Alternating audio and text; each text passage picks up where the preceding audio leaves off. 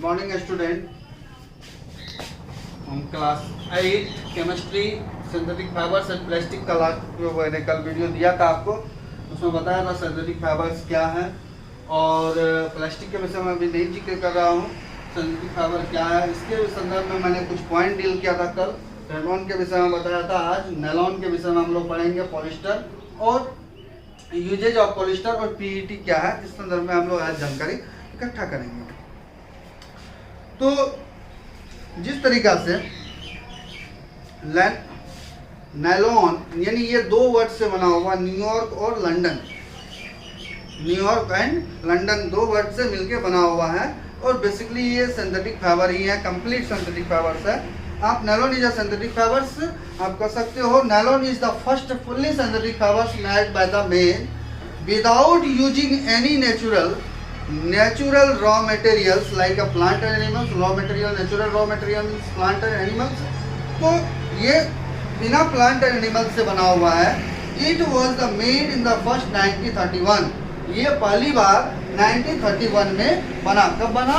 तो 1931 में ये फर्स्ट टाइम इसको ह्यूमन ने क्रिएट किया, बनाया। The chemical compound यानी monomer is used to making the nylon and now obtained from the petroleum product called the petrochemical। यानी कि ये आपको जो तैयार हुआ ये ह्यूमन के द्वारा तैयार हुआ, मैन मेड फाइबर्स है। और आप इस फाइबर्स को जो तैयार किया गया 1931 में तैयार किया गया और इस फाइबर को तैयार करने के लिए में पेट्रोकेमिकल सब्सटेंसेस का यूज किया गया है, यानी कि पेट्रोलियम केमिकल सब्सटेंसेस का यूज किया गया, इसलिए इसको पेट्रोकेमिकल भी बोला जाता है। Actually nylon is made up of the repeating units of the chemical called the एमिड, यानी एमिड नाम का एक केमिकल के द्वारा जो है इसको तैयार किया गया, जिसका रिपीटिंग यूज किया जाता, रिपीट किया जाता बार बार उस केमिकल को। सो द नायलॉन को कह सकते हो कि आप नायलॉन इज अ पॉलीमाइड, यानी कि ये पॉलीमाइड है, यानी पॉलीमर से बना हुआ है। द नायलॉन का जो नाम आया वो आपका नाम न्यूयॉर्क एंड लंदन से आया है। न्यूयॉर्क एंड लंदन यानी NYLON जो लिखते हैं, NY न्यूयॉर्क, LON जो है ये लंदन से है, यानी कि दो कंट्री मिलके जो है इस चीज को क्रिएट किया था 1931 में। समझ में बात आई? तो nylon is a thermal plastic. Thermal plastic मतलब होता है इसका एक थर्मल प्लास्टिक भी तैयार होता है, पॉलीमर है, which is the melted by heat. ये जब हीट पड़ता है तो मेल्ट होना शुरू होता है, पिघलना शुरू हो जाता है। तो इस प्रोसेस से जो है इसको तैयार किया गया है कि आपको molted nylon is forced through the tiny holes, यानी कि जब मोल्टेड आयरन होता है उसको टेनी हॉल से जो पास किया जाता है, sprinted to the make nylon fibres, और उसके बाद उसको क्या किया जाता है कि नायलॉन फाइबर तैयार कर ली जाती है और the cast into the desired shape. तो आपको जो जो शेप का जरूरत होता है उस शेप में वो तैयार हो जाती है। अब बात करेंगे कि इसका नेचर क्या है। तो सबसे पहले नेचर जानने के लिए ये आपको इसका कुछ और कैटेगरी जानना पड़ता, कैटेगरी है उसको जानना पड़ता है। तो नायलॉन फाइबर है वेरी स्ट्रांग, बहुत ही ज्यादा मजबूत होता है। ये ड्रेस इसका बनता तो फटता नहीं है जल्दी, ठीक है। Fairly elastic, light weight and lustred, यानी कि ये हल्का भी होता है और आपको लस्टर्ड भी है इसके अंदर में, फ्रीली होता है, इलास्टिक होता है, किसी भी तरीका से इसको घमूच मकूच के जो है आप रख सकते हो किसी भी तरीका से। Nylon fibre absorb very little water, ये जो है बहुत कम पानी एब्जॉर्ब करता है, इसलिए बहुत जल्दी ड्राई भी हो जाता है, सूख भी जाता है। अक्सर इसको हम लोग जो है विंटर का डे में यूज करते हैं, ठीक है। तो ये बहुत कम जो है वाटर यूज करता है। So cloth made by the nylon are easy to wash and dry, बहुत आसानी से हम लोग इसको वॉश एंड ड्राई कर सकते हैं।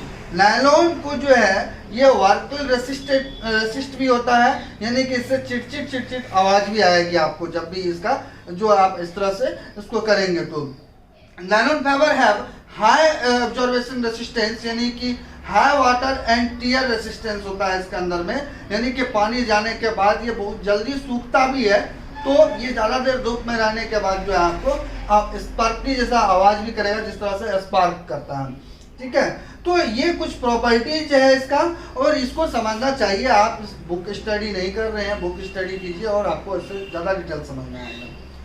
तो नायलॉन का यूज क्या है, इसके विषय में हम लोग सेकेंड जो है इसका टॉपिक है उसको स्टडी करेंगे कि इसका यूज क्या है। तो ज़्यादातर इसका यूज जो है ड्रेस तैयार करने के लिए, साड़ी, शर्ट ये सब बनाने के लिए होता है। हाँ, नाइट का जो टाई होता है वो बनाने के लिए होता है, सॉक्स बनाने के लिए होता है, और भी बहुत सारा अदर जो है गारमेंट्स तैयार करने के लिए इसका यूज किया जाता है। दूसरा है कि इसका जो यूज है वो आपको बैग वगैरह बनाने के लिए जो है वो तैयार किया जाता है। टेंट का जो ड्रेस का क्लॉथ होता है वो तैयार करने के लिए किया जाता है। हाँ, और बहुत सारा चीज़ का कवर तैयार करने के लिए किया जाता है, जैसे फ्रिज हो गया, टेलीविज़न हो गया, वॉशिंग मशीन हो गया, इन सभी चीज़ों का जो कवर होता है उसके लिए भी ये तैयार किया जाता है। इसके बाद जो आपका थ्रेड है, यानी कि आपका जो धागा है, रस्सियाँ है, या आपको जाके सीट बेल्ट है, व्हीकल्स का गाड़ियों का सीट बेल्ट है, उसके लिए तैयार किया जाता है। उसके बाद आपको फिश नेट के लिए तैयार करता है, फिशिंग नेट जो होती है जिससे मछुआरा लोग मछली पकड़ता है, उसमें इसका यूज होता है। स्पोर्ट का जो है बहुत सारा वर्क में इसका यूज होता है, जिस तरह से आप बैडमिंटन खेलते हो, उसका रैकेट जो होता है उसके अंदर में जो धागा लगी होती है वो धागा जो है आपको नायलॉन का होता है, जिसको पैराशूट धागा भी बोलते हैं हम लोग। बहुत सारा म्यूजिकल इंस्ट्रूमेंट में भी इनका यूज है, जो आपकी थ्रेड यूज किया जाता है वैसे म्यूजिकल इंस्ट्रूमेंट में इसका यूज है। टूथ ब्रश में इसका यूज है, पेंट ब्रश में इसका यूज है, बहुत lots of use are available in the nylons. जो नायलॉन्स है उसका बहुत सारा यूज जो है आपका अवेलेबल है, हम लोग यूज डेली वे में यूज करते हैं। हाँ, पैराशूट बनाने में भी यूज करते हैं। इस तरह से nylon thread is actually strong, बहुत मजबूत होता है, देन अ स्टील वायर और द सिमिलर थिकनेस, यानी कि कह रहा है कि जिस तरह से हम लोग स्टील वायर कर लेते हैं, स्टील वायर का जो सिमिलर थिकनेस होता है उस थिकनेस पर अगर नायलॉन को भी हम लोग रखें तो दोनों का जो है मजबूती जो है सेम ही रहेगा। और मैं समझता हूँ कि स्टील वायर से भी ज़्यादा स्ट्रॉन्ग इसका जो है मजबूती होता है, बहुत ज़्यादा टाइट होता है। तो इस तरीका से हम लोग क्या समझे कि नायलॉन का क्या यूज है बेसिकली, और नायलॉन को हम लोग कहाँ कहाँ यूज कर सकते हैं। नायलॉन का जो प्रोडक्ट तैयार होता है वो आपको पेट्रोकेमिकल के मेथड से तैयार होता है, यानी कि आपका पेट्रोलियम जो है उसमें इन्वॉल्व रहता है। अब है कि नायलॉन जो है is use to the plastic for making mechanical part, यानी कि बहुत सारा जो मैकेनिकल पार्ट है उसमें भी इसका यूज होता है। तो अब हम लोग आगे बात करेंगे पॉलिस्टर के विषय में। पॉलिस्टर क्या है और इसको समझने की कोशिश कीजिए। पॉलिस्टर बहुत इंपॉर्टेंट चीज़ है, ठीक है, इसको हम लोग पहले से ही पढ़ते आ रहे हैं, क्लास 7 में भी हम लोगों ने पढ़ा है कि पॉलिस्टर क्या है और इसका यूज क्या है। तो polyester is another synthetic fibre, यानी पॉलिस्टर जो है एक दूसरा जो है आप कह सकते हो कि इस सीरीज में तीसरा एक ऐसा फाइबर है जो सिंथेटिक फाइबर है। एक्चुअली पॉलिस्टर जो है का जनरल नेम जो है वो सिंथेटिक फाइबर है, यानी बाजार में हम लोग मार्केट में जब हम लोग कोई ड्रेस लेने जाते हैं, क्लॉथ लेने जाते हैं, तो बोलते हैं कि पॉलिस्टर का क्लॉथ नहीं देने के लिए, यानी चूंकि हम लोग पॉलिस्टर का क्लॉथ जो है हर टाइम नहीं पहन सकते हैं। विच कंटेन मैनी ग्रुप्स, यानी कि इसका बहुत सारा जो है ग्रुप है। Polyester is made with the repeating units of the chemicals called, जो है आप कह सकते हो कि ये बहुत ज़्यादा जो है केमिकल से बना हुआ होता है, जो ईस्टर केमिकल से बना हुआ होता है। ऑर्गेनिक केमिस्ट्री में इसका डील किया गया है, ये फ्रूट्स का तरह जो है ईस्टर केमिकल्स जो होता है वो एंड देयर स्वीट स्माइल, और उसका जो है एक खुशबूदार जो है आपको सुगंध भी निकलती है जलने के बाद। We can not say that the polyester is a synthetic fibres. तो अब हम लोग कह सकते हैं कि पॉलिस्टर एक सिंथेटिक फाइबर्स है। और इसका जो दूसरा बेसिक यूज है सिंथेटिक फाइबर्स है, जो इसका टाइलिन्स जो होता है, ट्राइलिन्स जो होता है उसमें इसको हम लोग यूज करते हैं। जब पॉपुलर पॉलिस्टर फाइबर्स है उसमें हम लोग इसका यूज करते हैं। तो the chemical compound of monomer, तो कह सकते हो कि मोनोमर केमिकल कंपाउंड जो होता है use to the making polyester fibres, तो वह पॉलिस्टर फाइबर्स को यूज करने में बनाने में हेल्प करता है, यानी कि उसका एक इम्पोर्टेंस रोल होता है। Made from the petroleum product called petrochemicals, तो पेट्रोलियम प्रोडक्ट्स के द्वारा ही ये भी तैयार होता है। लेकिन इसमें केमिकल्स मोनोमर होता है। ठीक है, तो जिस तरह से नायलॉन के विषय में हम लोग समझे कि बिना पेट्रोलियम केमिकल्स इसमें इन्वॉल्व किए हुए हम लोग इसको नहीं तैयार कर सकते हैं। तो polyester is also a thermal plastic polymers, यानी कि ये भी एक थर्मल प्लास्टिक पॉलीमर्स होता है। When malted polyester is forced through the tiny hole to the spindle, then thin polymer fibers, तो उसके बाद इसको thin polymer fibers में कन्वर्ट करते हैं। The polyester you can be the oven to make fabrics, यानी कि पॉलिस्टर से हम लोग ओवन करके यानी कि तैयार करके इसका थ्रेड को अलग अलग जो है ड्रेस तैयार कर सकते हैं, क्लोथ तैयार कर सकते हैं, अलग अलग प्लास्टिक तैयार कर सकते हैं। Most of the properties of the polyester fabrics like similar to those of the nylons, तो nylons और polyester दोनों का जो प्रॉपर्टी है वो ज़्यादातर सेम ही है, ज़्यादातर सेम है।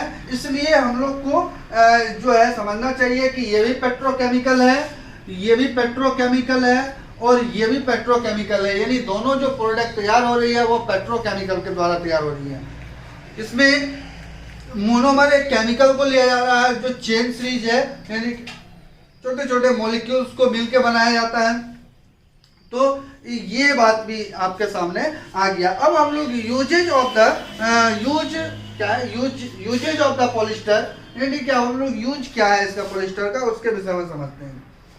तो जिस तरह से मैंने अभी नायलॉन के विषय में बताया कि इसका क्या यूज है, तो मोटा मोटी सेम यूज है पॉलिस्टर का भी, यानी कि इसका भी ड्रेस बनता है, ड्रेस मटेरियल्स और बहुत सारा जो कवर करने वाला क्लॉथ होता है वो तैयार होता है। दूसरा इसका यूज है कि ये जो है वाटर शूज तैयार करने में यूज होता है, जो हम लोग बारिश के दिनों में वाटर शू या रेन कोट पहनते हैं उसके लिए ये तैयार होता है। फायर फाइटिंग ऑपरेशन के लिए, यानी कि जब आग लगती है कहीं पर तो ऐसे जगह पर जो फायर फाइटर्स पहुंचता है उसका जो यूनिफॉर्म होता है वो भी पॉलिस्टर से बना हुआ रहता है। पॉलिस्टर जो है उससे हम लोग बहुत सारा जो है कवरिंग बेल्ट जो है वो तैयार करते हैं, जैसे सीट बेल्ट होती है व्हीकल्स वगैरह गाड़ियों का, वो तैयार होता है। तो इन सभी चीज को जो है पॉलिस्टर यूज करता है। तो polyester synthetic fibres become very popular today in the world. तो कह रहा है कि आज की दुनिया में जो है पॉलिस्टर फाइबर्स जो है या फिर सिंथेटिक फाइबर्स जो है इसका बहुत ज़्यादा यूज है पूरी दुनिया में। और अभी जो आपको बहुत सारा जो मेडिकल में किट तैयार हो रही है या मेडिकल का जो यूनिफॉर्म तैयार हो रही है वो भी पॉलिस्टर से बना हुआ होता है, क्योंकि उसका यूज जो है बहुत लार्ज है और इसका जो है रिसाइकल यूज है, यानी कि बार बार हम लोग इसको रिपीट यूज कर सकते हैं। ठीक है, तो ये सभी चीज से हम लोग समझ गए कि यूजेज ऑफ द पॉलिस्टर क्या है। अब है पीईटी। पीईटी क्या है? PET is the family of the polymer, यानी कि एक पॉलीमर ही है, उससे रिलेटेड ही है। और PET is the abbreviation of the synthetic polymer called, आप कह सकते हो टॉलीइथोलीन टेट्रापॉलीएथीन, यानी PET can be made into the fibres of A plastic. अब यहाँ से हम लोग प्लास्टिक के विषय में समझने की कोशिश करते हैं। तो इसके विषय में हम लोग और ज़्यादा जब प्लास्टिक टॉपिक पर आएंगे तो और ज़्यादा समझाएंगे। तो ये एक पॉलीमर से बना हुआ होता है। Use of from the plastic forms, इसका यूज जो है प्लास्टिक फॉर्म में भी होता है। PET is the replacing material like the glasses, बहुत सारा ग्लास, जग, प्लेट, ये जो प्लास्टिक का आप देखते हैं या टॉयज जो देखते हैं वो इसी PET से बना हुआ होता है। ठीक है, इसके बाद जो है इसका यूज जो है और भी storing of the sugar, salt, rice, ये सभी रखने के लिए जो कैन तैयार करते हैं वो भी इसी का होता है। आपका वाटर बॉटल भी जो प्लास्टिक का यूज करते हैं वो भी PET का ही होता है। तो PET का बहुत सारा यूज है, बहुत सारा मटेरियल इससे तैयार होता है। तो आपने समझ गया कि PET जो है बेसिकली हम लोग PET प्लास्टिक जो है क्या क्या में यूज करते हैं।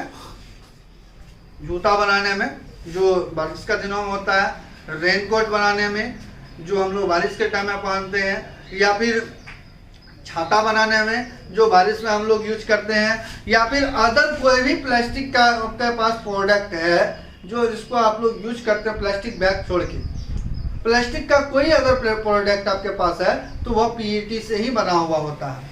अब इसके बाद एक प्लास्टिक है PVC, इसके विषय में मैं प्लास्टिक जब टॉपिक स्टार्ट करूंगा तो आपको फिर से पीईटी और पीवीसी के बीच में कंपैरिजन करके दिखाऊंगा कि वो प्लास्टिक या प्लास्टिक में क्या डिफरेंस है। इससे साथ ही आज का ये टॉपिक यहीं पर समाप्त होती है। तो आप लोग को मैंने कल बताया था कि रेलॉन को विषय में जो पढ़ा, नायलॉन के विषय में जो अभी मैंने बताया, इन सभी चीज़ों को आप लोग नोट्स कीजिए, तैयार कीजिए, समझने की कोशिश कीजिए और बुक को जितना मैक्सिमम हो सकता है स्टडी कीजिए। यही आपका होमवर्क है। Thank you.